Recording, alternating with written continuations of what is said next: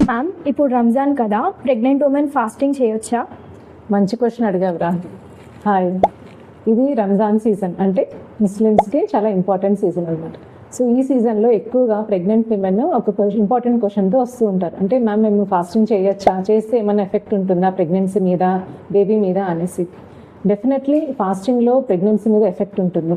So mother మీద ఏం effect ఉంటుందంటే, వాళ్ళు ఫుడ్ తీసుకోకపోవడం వల్ల ఎనర్జీ లెవెల్స్ అనేది తగ్గిపోయి వీక్నెస్, డిజినెస్ అనేది వస్తుంది. తర్వాత షుగర్ లెవెల్స్ కూడా పడిపోయినప్పుడు హైపోగ్లైసిమియా వల్ల కళ్ళు తిరగడం ఇవన్నీ ఎక్కువగా ఉంటాయి. అలాగే బీపీ కూడా పడిపోవచ్చు డీహైడ్రేషన్ ఉండడం వల్ల. ఇంకా వాళ్ళకి అసిడిటీ ప్రాబ్లమ్స్ కూడా వస్తాయి. అంటే చాలాసేపటి వరకు ఫుడ్ తీసుకోకపోవడం వల్ల, వాటర్ తాగకపోవడం వల్ల అసిడిటీ ప్రాబ్లమ్స్ అనేది వస్తుందన్నమాట.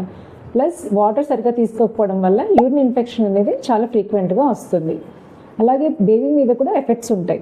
అంటే మదర్ నుంచి బేబీకి న్యూట్రిషన్ వెళ్తుంది కాబట్టి మదర్ తిననప్పుడు బేబీకి కూడా గ్రోత్లో లాగ్ వస్తుంది. అంటే గ్రోత్ స్లో అవ్వడం స్టార్ట్ అవుతుంది. అదేవిధంగా ఉమ్మునీరు అనేది కూడా స్లోగా తగ్గిపోతూ ఉంటుంది. దీనివల్ల ఏమవుతుందంటే బేబీ ఫీటల్ మూమెంట్స్ అనేది కూడా తగ్గిపోతాయి. సో ఈ ప్రాబ్లమ్స్ అన్నీ వస్తాయి కాబట్టి మ్యాక్సిమం ఫాస్టింగ్ చేయొద్దు అనే చెప్తాము. కానీ మీ ప్రెగ్నెన్సీ హెల్తీగా ఉండి లో రిస్క్ ఉంటే కనుక మీరు డాక్టర్ సూచనల మేరకు ఫాస్టింగ్ చేయొచ్చు.